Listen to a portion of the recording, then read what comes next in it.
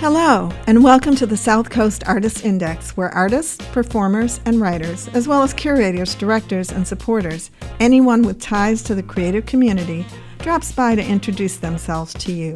We'll talk about their beginnings, their vision, their passion, and so much more. The South Coast Artists Index podcast is brought to you in part by Heavenly Spirits, who invites you to celebrate the art of life and creative communities everywhere.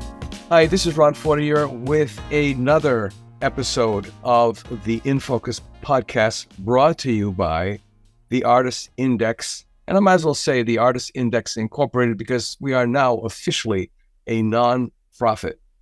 And I should probably do our official first in-podcast commercial. Check out our website at theartistsindex.com. The upper right-hand corner, click on Donate. You'll see two tables on that page that open up. On the left, it's for private donations, and on the right-hand side, it's for sponsorships. And we're legal, we're for real, and we're really a business. So with that in mind, I'm going to have our guests introduce themselves and spell their name because, you know, that's how I roll. Yes? Hi, everybody. Thank you for checking out this podcast. Thank you so much, Ron Fortier, for bringing me on board. My name is Kat, K-A-T, last name's Knutsen, K-N-U-T-S-E-N. I oftentimes tell people you can pronounce it by saying the word canoe, oat, and zen together. I'm really happy to be here. You need to get yourself a canoe and call it Zen. Name the canoe boat Zen. Yeah, exactly. The t-shirt design and put a swan around it because that's one of the things I'll be talking about. Yeah, exactly. And speaking of which, this is your second bite at the Index Apple. And there's really a lot going on. So without further ado, whoever says that anymore, but anyway, go ahead and fill us in. All right. So I've got 4 main areas to go on today. We can go in detail in whichever areas pique your interest. First thing is there's this new project that I started with some friends called the Long Swan Project. The Long Swan Project is a music project based out of New Bedford, Mass. And it involves 4 musicians, including myself. I'm on keys. I'm one of the songwriters and one of the backup vocalists. Mike Katherine is the guitarist, a songwriter. Andrew Hopkinson is on bass, and Michael McLean, also known as Chiclane, is on drums. Now, what I love about this project is that each one of the musicians in the project are involved with multiple music-based community engaging projects. So Andrew Hopkinson, he runs this group called Everybody Wins that organizes concerts at Gallery X. Michael McLean, he runs this group called the Stoveboat Concert Series. I know he works with Rhonda Fazio a lot at Interwoven. He also runs the sound for events like the Sight V Sound event that's coming up in March. And Mike Katherine, he is a guitarist who works at a lot of the churches, including St. Anthony's in Bedford, running the music groups there. And so it's a really interesting project that kind of takes a variety of backgrounds as far as aesthetics and goals, and kind of creates this interesting scope of a focus. So we have a show coming up in that project February 3rd at the Parlor. And then our next show following that is March 3rd at the Play Arcade. That show is going to be the Sight V Sound. That project's taught me a lot about how to try to further mix the music scene in New Bedford with the visual arts scene. The Sight V Sound project is a project that I'm managing where I'm finding sponsors for the event to be able to pay the musicians, and also learning about how to create a basic vetting process to figure out which artists and which musicians have a strong marketing practice, so that as they're joining events that are collective and collaborative like that, they're also marketing not just what they're bringing to the event with their skills and their magic, but also kind of as a sibling, kind of sharing that load with the rest of the creatives on the team to help promote the success of the event. So that's a really interesting experiment that I've been going into that deals with management, community engagement, fundraising, branding, marketing, of course, the creative process in itself, and communications. I've learned a lot about apps from simple things like Google Docs and Google Forms, all the social media platforms, to different AI-like systems that are out there to help with certain tasks with things, to just basic time management calendars, to figure out who to communicate with, about what, when. I've learned there's different communication cycles that happen. Like, for example, you don't need to include the venue owner on the messages that is communicating to the artist the details about when they're going to set up what. They don't need to be concerned. The venue owner doesn't need to be concerned about that.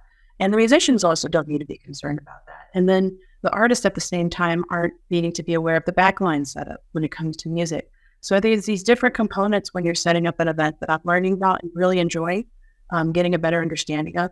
It'd be fun to do workshops down the road that teach others how to do this, so that way more of these events can happen.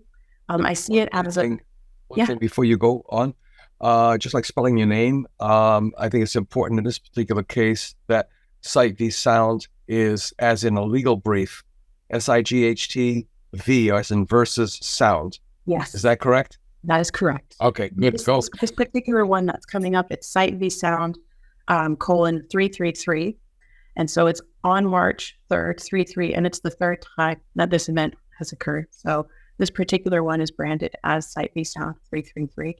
And so something that's really caught my interest in managing and creating and promoting these types of events is how it ties to the larger scope of the city's tourism aspect, entertainment industry, small business development, and then also overlapping with different parties. So the city, as we know what happened recently with the CVPA moving out of town, going over to Bed Bath and Beyond, and we know that there is the Kilburn Mill activity that's going on, the Hatch Street Mill activity that's going on, BCC, that's happening downtown, all these amazing small businesses.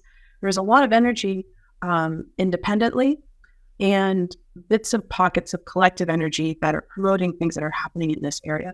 So what I find fascinating about Sight v Sound is it's an opportunity to work with multiple pools of talent, venues, and parties on the city's tourism, component. You could say Destination New Bedford, D&B Inc., New Bedford Creative, New Bedford Guide, AHA Night, so it's great opportunities to work with organizations like that to kind of spread more word about cool things happening in the city. One of my goals in that facet is to kind of help get New Bedford on the map more as a destination spot for fun things to do, fun things to come check out. That would be really, really cool to help be a part of furthering that agenda in the city, as well as teaching creatives how to be a little bit more on the professional side of having a strong marketing presence for themselves, understanding how to plug in almost like a Lego set to opportunities that give them the chance to promote what they're working on, share what they're working on, but also promote others, that are also working on really cool things and working in these almost like a school of fish approach. So that's a nutshell of the Long Swan project. Another thing is I'm learning about, how to manage and raise funds for animation productions around the band, making music video content for that. There's one project that's still in the works. It's a music video for one of the singles that was released on Spotify late summer of last year for the song Drive. So managing the animated video for that has been interesting, from raising the funds to bringing on the subcontractors. The subcontractors were students that I got to work with through Bristol CC's animation program. And it's been a really interesting experience kind of managing over the project, letting them kind of take on different aspects of their own. And biggest thing I learned was keeping a series of subdivided deadlines. We need a deadline for this part of the process, the deadline for this part of the process, and then also kind of being hands-off, and allowing them to have that autonomy and that creative freedom to do it. So the Long Swan project, it's taught me a lot. But one of my favorite things about it is I get to engage with multiple, we'll call them micro projects that are somehow interrelated to each other in a bigger sense, like that macro, and then also these tiny little worlds that I get to be a part of, and part of creating and engage in these new relationships I get to grow on the micro sense. So that's one thing. There's a lot of amazing artists that we've got to work with. Like there is like the and the venues that we've gotten to work with for Long Swan. Co-Creative was an amazing place that hosted our first show last year. We've gotten to work at the News Cafe in Providence, Poor Farm, The Vault, Play Arcade, Anthony's Shop, Gallery X. Also, let's see, it's not Songha, Jeff Costa's shop. So it's been really neat working with business owners and organizations that have created like a venue space to bring music into the community and use music as like a stimulus again to like create more content for people to go enjoy themselves, go out with friends, and just provide opportunities for those in the music scene to have exposure to what they're doing and also get paid for what they're doing. So it's really cool project. And then of course there's the circle of like musicians that we've gotten to work with. Starbath. Gosh, I wish I would have written the list down because this is one of those moments where my mind's going blank, probably from stage fright of talking on the camera. But I could send an email list of just like all the amazing bands that we've gotten to work with just in the past year alone. So it's a huge community like engaging project. There's so many people, so many musicians, especially. I thought painters were not, well, I won't say a dime a dozen, but out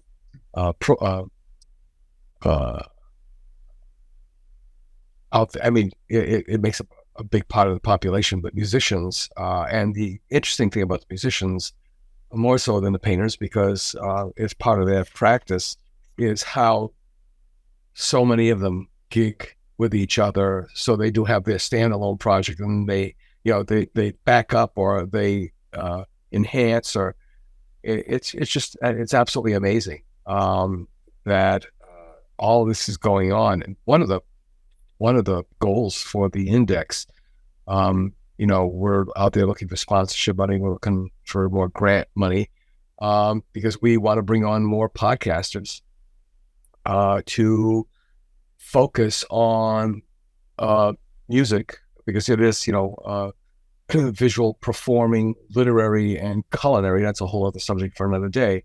The culinary arts, but in the performing arts, to be able to break it down into genres or specific communities, such as the Cape Verdean community, where there's just so much greatness, that's come from, jazz being one. This community, I was speaking with John Magden last night. He did a presentation at the Whirling Museum as part of the New Bedford Light Fine Arts Club. He was the featured artist, largest turnout they've ever had. Coincidental to him showing a video produced by Lilly Pharmaceuticals on a social project he's now working on. But I said to him, do you remember back like in 85 or whatever, there was like crickets downtown. There was nothing going on. And look at it now. I mean, we're tripping over each other. I mean, nearly everyone we know is in practice of some sort. In at least two different things. Exactly. Directions. Exactly. I put something in the chat for you. This is a friend of the family. He is an animator. He was originally out of Detroit, and his name is Brian Vincent Rhodes. And I believe he just won an award for a animated short called Pacemaker. I believe that's what it's called. And that's another thing too, is this collaboration. We've got it's Pacemaker. In fact, he just got an Annie Award for it's one of the awards, an Annie Award for the I want to make sure that was Annie. Yes, it was Annie Award for this short. He's done a bunch of other things, but that's another thing too, is the collaboration between artists. There's no longer, that's another thing I think John and I were speaking about last night. There's no longer the silos that used to exist. Yes, thank God, because the potential is unleashed. It creates a new set of variables that need managing. And that's something I've been obsessing over. Communication, prioritization of communication based on what the subjects are, timeline management, one of my mantras for this year is 6 to 8 weeks at least. So as projects are developed, at least 6 to 8 weeks. And that's a short timeline. Like organizations work a year in advance, up to a year and a half, easily, maybe more, especially the larger the parties they're working with as far as like level, like there's a couple of bands in this area that they're probably going to be going on tour soon.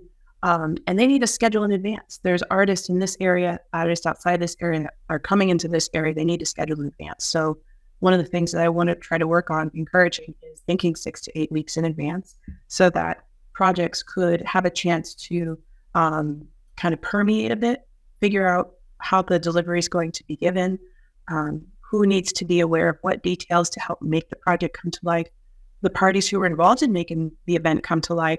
Are they being compensated properly? Are they marketing themselves for the effort they're putting in?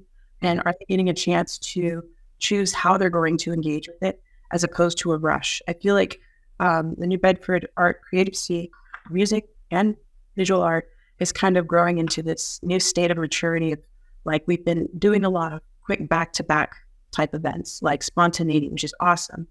But then with spontaneity, if we continue to move in that facet, it dies because the energy is not spent efficiently planning. And the organizations that are much larger, like the Whaley Museum, Art Museums, Criterion, I don't know what's going on with Criterion, but they're wonderful organizations, but they have this steadiness to them, this beautiful steady pace to them, which allows them to stay consistent, and versus when we have this more spontaneity that we work with, the energy is thrown out there and then it dies. And then the ideation has to start all over. Then the funding has to start all over. And so I think we're at this phase collectively where I restarted the Siren page. I got a grant to bring that back. I'm focusing on highlighting the ones that are thinking in advance. Like, for example, the Roots and Branches Festival. I don't know if you saw the newsletter. Yes, in fact, I've been trying to get a hold of Jeff Angley to get him back on the show to specifically talk about that. We also wanted to go back when he finally gets on the podcast to go back into the history of folk music in New Bedford, going all the way back to Paul Clayton, who was one of the granddaddies of folk music, which a lot of people don't know about. Yeah. So Jeff is a really great example, and the team that he's working with are a prime example of who I want to help highlight because they're, again, prime examples of folks that are thinking in advance, wanting to create really cool things, but planning around it. There's also a really cool collective that's starting to build again in the Kilburn Mill. There's a couple of businesses in the Kilburn Mill that are kind of taking the torch and organizing so that the businesses, creative studios also come together to help collectively promote what's going on over there. There's Hatch Street that naturally has a really strong grasp on marketing their presence and things that are going on, bringing attention in from outside the area. And so it's almost like when it comes to projects like the Siren, I want to do a roll call to see which organizations, have what going on the smaller side, especially like the individuals who are wanting to organize and create projects, create events, and try to help promote them, from the very beginning of their ideation to the execution of it so that it hopefully continues. So there's so many, I don't know if the phrase is right, so many irons in the pot or so many irons in the fire. So many irons in the fire. In fact, one of the things that jumped in my head when you were speaking is Barry Gordy from Motown, Hitsville. In fact, check out Netflix's Hitsville, USA. Barry Gordy was an assembly line worker for Ford, I believe. And he got this epiphany like, well, why can't we produce music like we produce cars? And most people looked at him like, what? What? And he knew where all the failings of the musicians were. It wasn't in their performance. It wasn't in their ability or talent. It was in their getting their act together. Yes. And he decided on a schedule that he could produce an artist in X amount of weeks. And once he got to a certain point, then he would start on another artist and another artist. And it was absolutely fascinating. What is it called? It's called Hitsville, USA. Barry Gordy, my wife went to school with his kids in Detroit. Barry Gordy? Gordy, G-O-R-D-Y or G-O-R-D-E-Y, yeah. It's an absolutely fascinating subject. And the other thing that jumped into my head, I've had two things that I've been like holding a banner up for a long time. We've discussed this before, that the area really we need an alternative vocational school. And what that alternative vocational school is, for lack of a better term, is a school of visual and performing arts that starts in middle school through senior high. As far as the exposure to, yes, I agree. Right. They would need exposure to what's currently happening, potential of what could be, craftsmanship development, design development, bits of history development, Right. and business development. Right. And of course, their practice itself, whether they're visual artists, if they're performing artists, they have expert teachers teaching them. Because, this thing about, well, how are you going to make a living? And Well, we really have never been able to nail it down. I mean, we've got 200 podcasts in the can right now. We're going to release the 178 on Monday. Nice.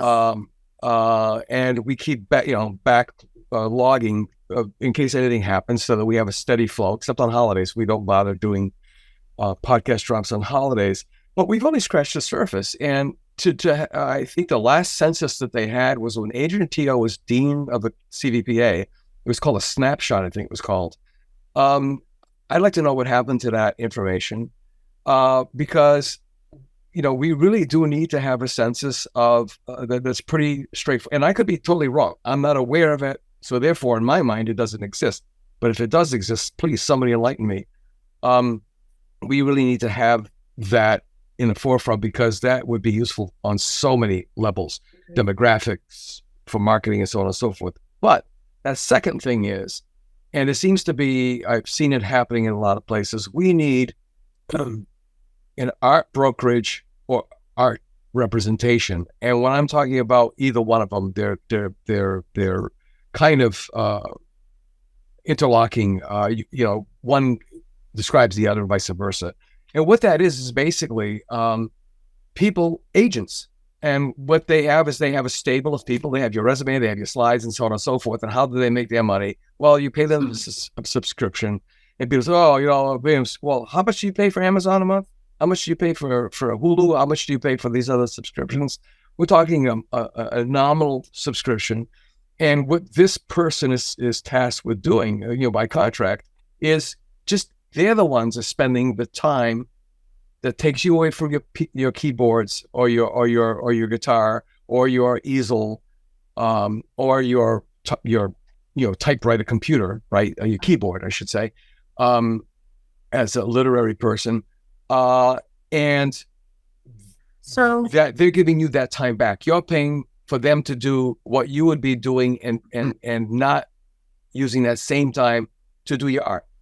Are you talking about one that's based in and around the New Bedford area? Yes, specifically, almost like a branded, like created in New Bedford. Spectrum Marketing Group created a brand. It's a whole other story for another day, called Made in New Bedford. Okay, and I think we could do the exact same thing for the creative community. I think Den Santoro would be a really great person to have a discussion around that, because I know that he helps promote artists. He's reached out to me before about what I have in inventory, and had access to clients that were looking. I'm not sure how much percentage he focuses on that with his business practice, but I think he'd be an amazing person to bring on to talk about that type of development and creating a checklist of what that would need to look like, and also creating kind of like a basic description of who would be a good fit for that, not who specifically, but the type of individual that would be a really good fit for that. What would they be interested in? What would they be going right. for? What would their And of course, this would be a profitable operation to them, because Absolutely. They would be representing people on these basic three chunks of the arts. Yeah, because and it's a systems design. It's finding the shoe that fits, finding the person that has the passion that aligns with that, and who also understands basics of systems design. And I say that because a lot of the projects that I'm working on, they all have something in common, which is systems design that I'm learning about how to develop. Like with the anatomical artistry, that's a systems design based on, giving people access to continuing. That's what I want to talk about that as well. Yeah. They're continuing their practice on traditional approaches to creating 2D artwork, but it's focusing on illusionary content. Which is antithetical to the great minds who decided that CDPA had to pull out of town. Yeah. The same people who reduced 11 drawing sections to 2. Yeah. And want to eliminate drawing completely. But we'll get to that in just a bit. Well, that's always been in me. Like, I remember, when I was an undergrad at UNC Charlotte, and I think this was just a mindset that Clement Greenberg put into the higher ed art situation back in the 60s or whatever, when he was like, the image, the illusion is art is dead, all that crap. And I'd always been a fan of the image as a symbol, the illusion of space as story. And of course, this was, like painting and drawing are old technologies. We've got things like VR and AI now, but the image is still what it is. Like, people who have dementia are still looking at images and pulling information, from what an image might say, right? And so it's still a powerful item. And so I was always obsessed with how is an image relaying a concept, and what are the breakdown tools that are making that happen? Perspective, light, shadow, composition, basics of anatomy, finger ground, all that stuff. And I remember, even when I was an undergrad, like, that was called illustrative, that was called like kitsch, evil. And then in grad school, like, it wasn't necessarily frowned upon as much, but there was a lot of, well, so what, in a way, and then when I was going into the painting and animation in grad school, they were like, stay away from that, stick with painting. But I've always been obsessed with, like, what kind of image can be created if we know how to wield with space. And so I started the anatomical series sessions to just give artists the chance to, like, if you're going to the gym to work out, like, you go to these anatomical artistry sessions to, like, work out your understanding of working from life, designing things like multiple figure comp ideas. We talk a lot about space and design. Like, we just had a session yesterday. There were 4 of us there, and there were 4 very cool different ideas that came out of the session. Herbie Thompson is one of the participants, correct? Yeah, I've got to get him on the podcast as well. Yeah, I bumped into him at it was amazing. I bumped into him at Troy Henrikson's show during the summer. Yeah, Kirby, he needs to have a book written about it. You know how there's those big coffee table index books of artists? Yeah, we need one of Herbie Thompson. I keep thinking about that. Yeah. There's a 6-point plan that I struck that, 2020, at the end of 2022, I decided I'm not going to exhibit it any longer. And people they were horrified. And my eyes just went wide enough. I'm not going to exhibit it any longer because it's a huge waste of time and money. And there's only so much time in a day, and this is what brings let me go through the whole 6-point plan. Number one is I do have 2 galleries. I have one in Portugal and I have one in Detroit. And I just now realized that I need to get yet 1 or 2 more. Why? Because it's a partnership. It's not just representation. They have to keep their doors open, and they are marketing you.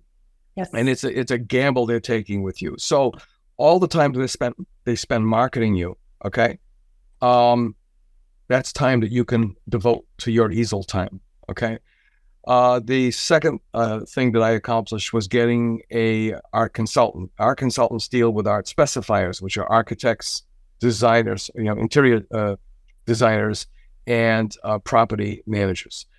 They buy in bulk.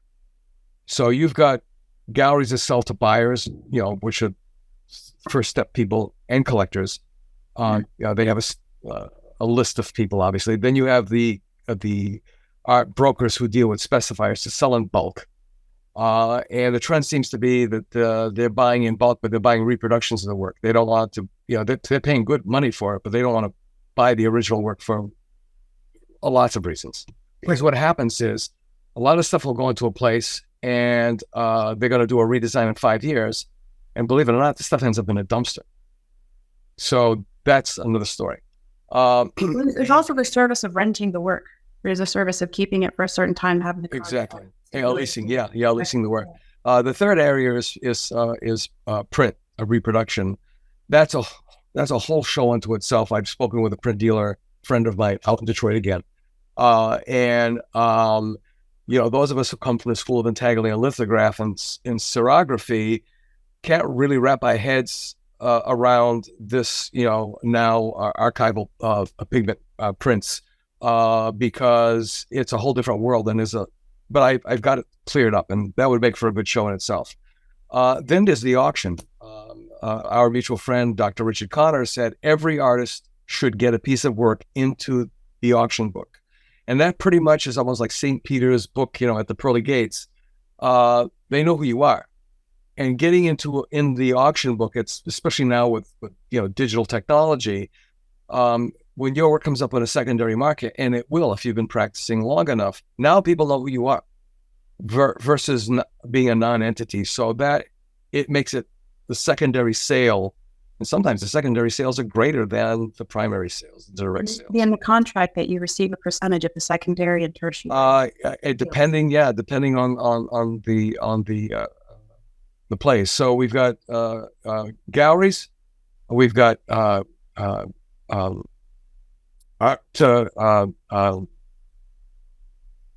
representatives, we have auctions, we have printmaking. And then we have you know how it is, residencies, fellowships, and grants. That just takes up an enormous amount of time. And and getting your work in the museums, because my work doesn't fit into a home. First of all, my abstract work is too big for your average ranch home. But then when I just changed over to socially conscious expressionism, they're very hard subjects to look at. And as Don Wilkinson said, who's going to hang that misery on their walls? And he didn't mean that in a negative sense. Right. So, museums are looking for something that is very, very unique and that they can pull into a collection. So, we've got all those things. Now, before I forget, because we're both on the same wavelength, we don't want to forget something. Let's talk a little bit more about the figure drawing, because that's something I've been trying to get to for over a year now. But I think your new agenda, which is Saturdays and Thursdays, is going to fit a lot better. Yes. One of the things that prevented me, other than time, has been easel. So I think there are easels provided. Are they the art school easels? They are the A-frame easels. Okay, good, because I've got this drawing technique, that I use for teaching, and I can't draw unless I'm set up the right way. Yeah, and easels, and they're sometimes a little bit finagly. Like the ones that have the wing nuts are great. Yes, yeah. We're talking the tube ones. The tube ones, tall ones that have nice wood frame going this way up, and then it's like as long as I can get my shoulder in the middle of the pad, that's all. And I can tilt it. Yeah, okay, good. Standing, work for sitting, and I built tabouret tables. Great! I had fun in the wood shop building the tabouret tables, and I put these little wheels under them that are similar to the old mouse type wheels where I know the little balls. The ball casters they call them. Yeah, that was Mike's idea. Thank you, Mike. It was a lot cheaper and they're efficient. They're a little bit noisier, but they're efficient. But no, I'd had fun putting a ton of TLC into the anatomical artistry sessions. One of the other things that is developing with those is I'm giving artists a chance to submit work to a juried exhibit at the end of each year. It's called Curious Figure. We had our first show last year. It was cataloged. And so it kind of creates this class, this class of 92.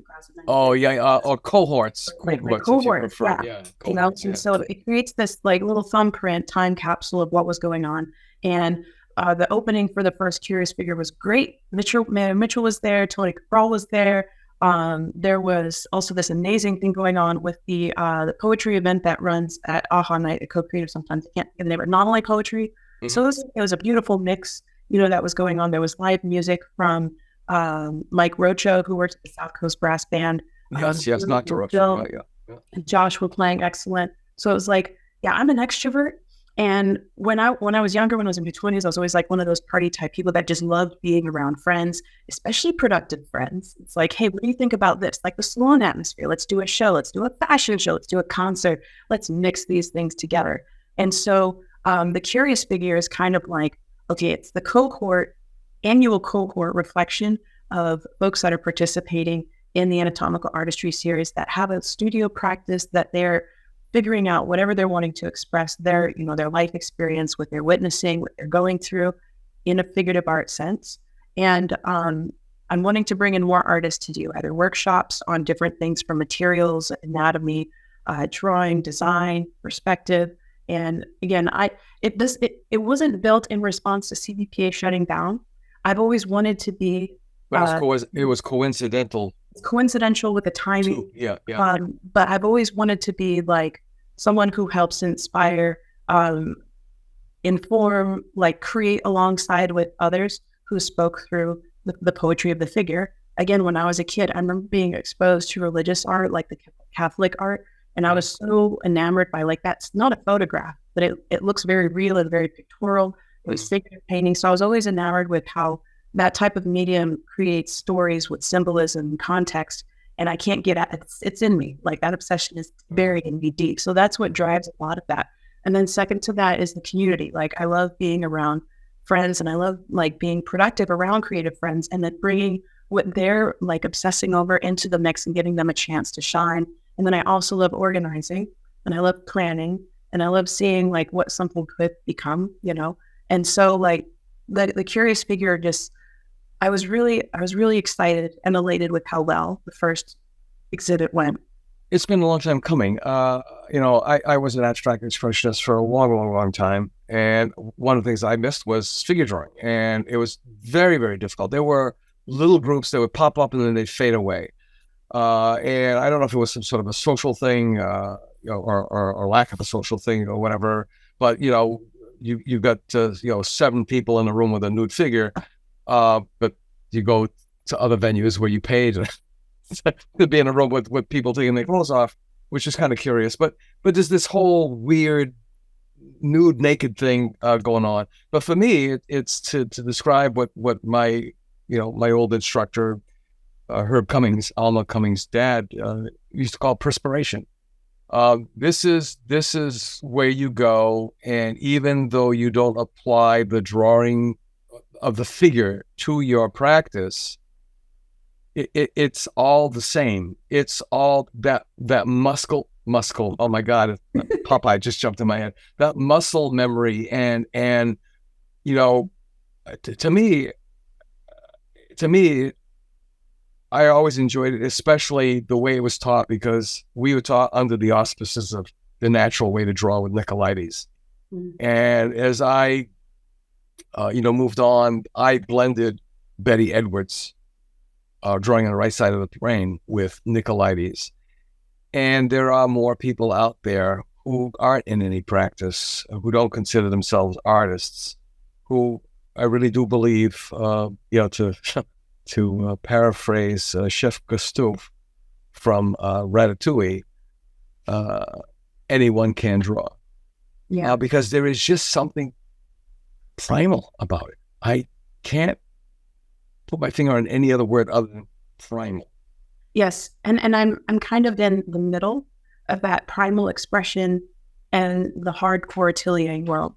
I was exposed when I first went into the art education atmosphere at community college in Charlotte. It was a very expressive program, but encouraged structure, but didn't necessarily teach hardcore atelier structure. And where I'm at now, I don't want people to get stuck not rendering the hand correctly to the point where it destroys their creative, Mm-hmm. But at the same time, I want them to be familiar enough with what the hand could say in its variety of shapes that gets a potential idea across in a very expressive way. Michael Hampton, I really love his book. It's Figure Drawing, Design, and Invention, I believe is what it's called. I use that book a lot when I'm teaching figure drawing at Bristol CC.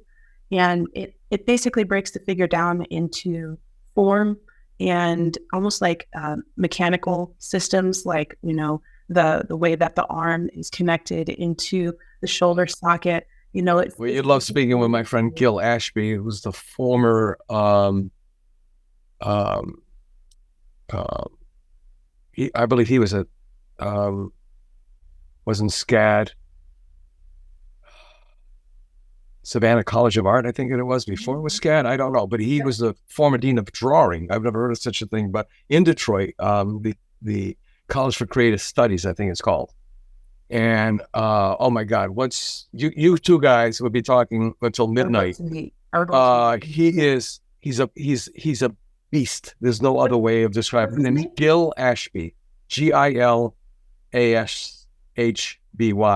also an internationally recognized and awarded illustrator. And whenever we get together, our wives are like, "Oh, thank God they're talking. We're going here, we're going there." Whenever it's just that, because that's I talk about primitive. There's also this incredible passion. I'm not talking about drawing from a plaster cast, right? That academic, pictures of the atelier sort of thing. Yeah. I'm talking about this visceral, drawing from your gut. Yes. Martin Campos, amazing artist.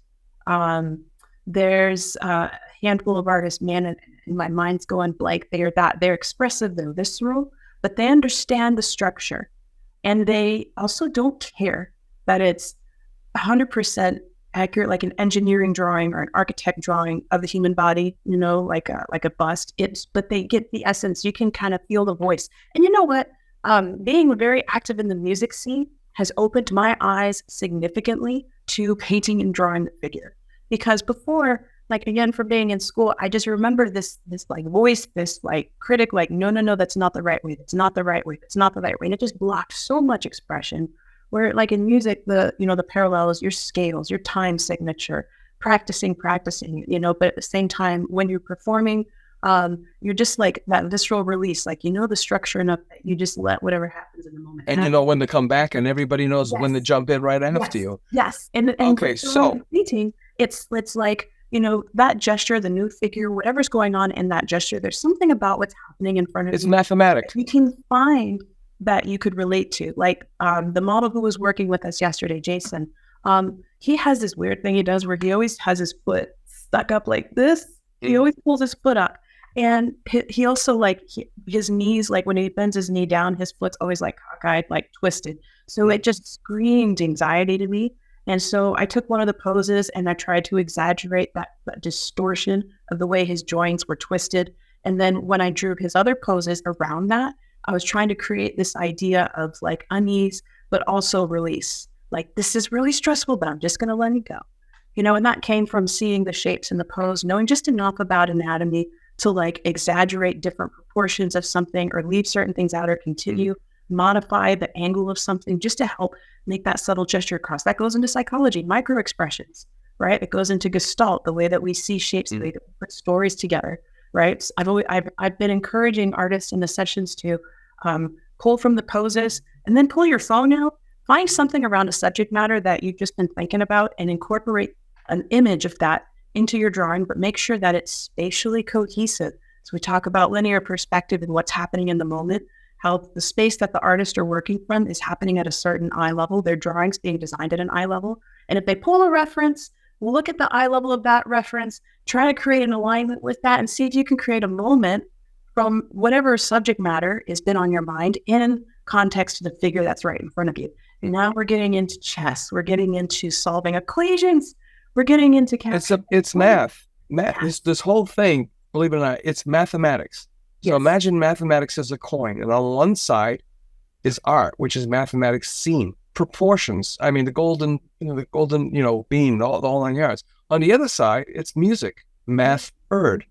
Yeah. And for a guy who is, somewhere in a spectrum and couldn't ever absorb mathematics, in school, for 12 years,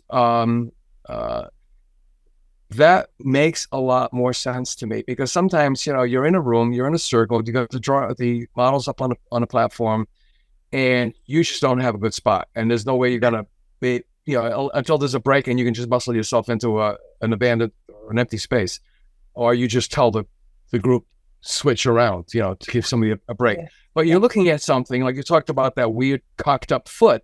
Uh-huh. You're drawing it exactly as you see it, but your mind is going, no. The aesthetic part of your brain is going, no. So it is not really true to life, because you have taken your license to alter it to make it more believable than the belief that was already there. That's so weird. Autumn's here. You know, Yes, here. yeah, Have you seen the piece that she's put out recently? She's working two on of them, actually. Okay. There's one where she's like, it's the artist smacking himself in the face really Yes, hard. yeah. And there's the one with the hands that are grabbing at them.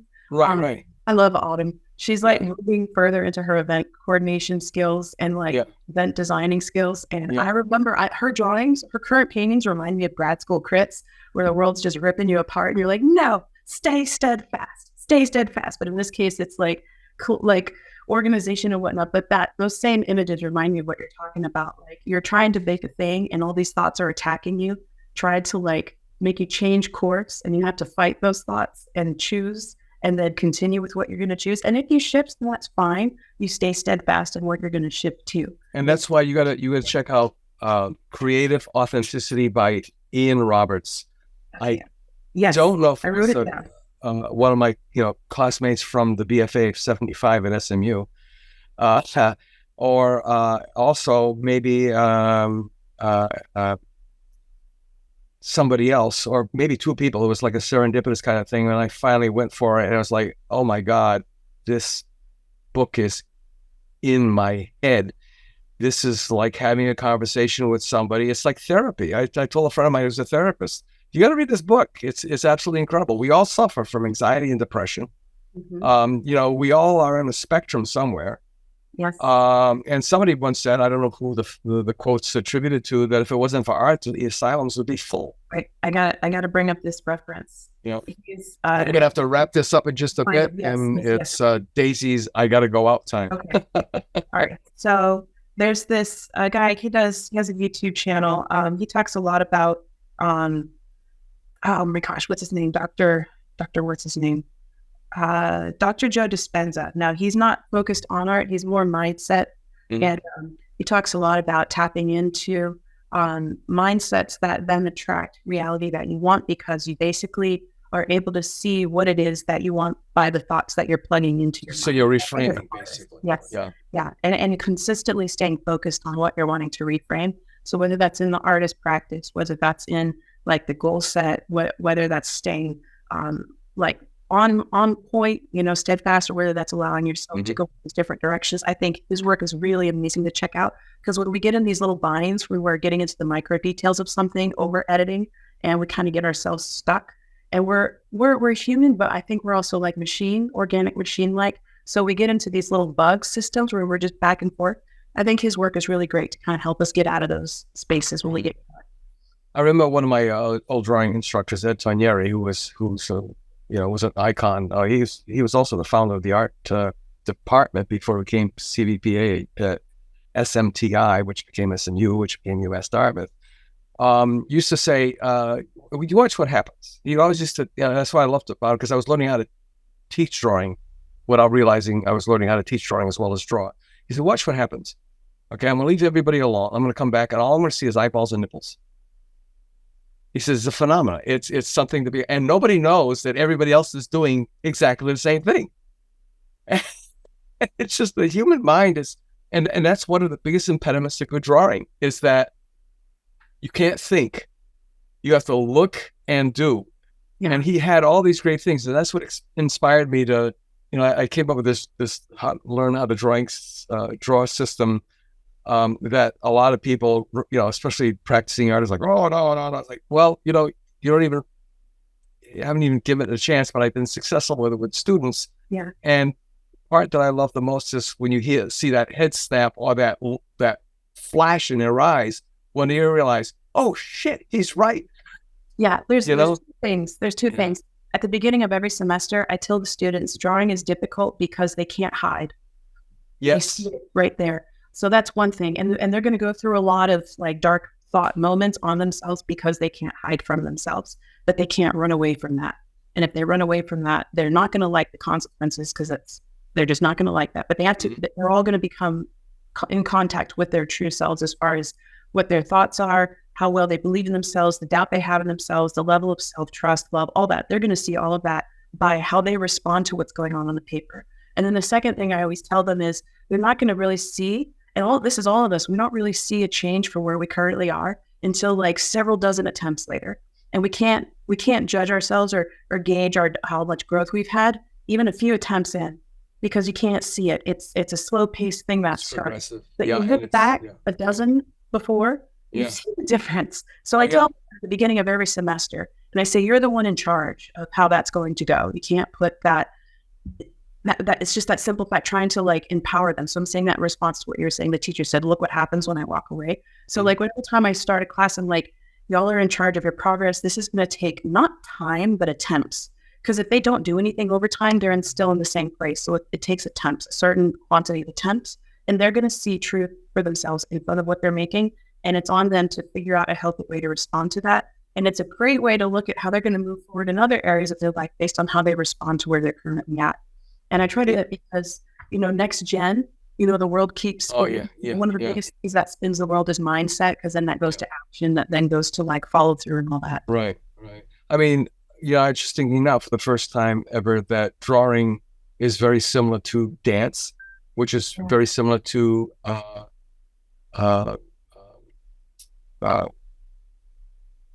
voice, singing, because it's just your body. I mean, in the case of drawing, obviously you have a piece of charcoal or something, a mark making tool in your hand, but that's it. I mean, it's, and then of course with dance, you can use a stick to tap, and in performance, in singing, it's, again, it's ear.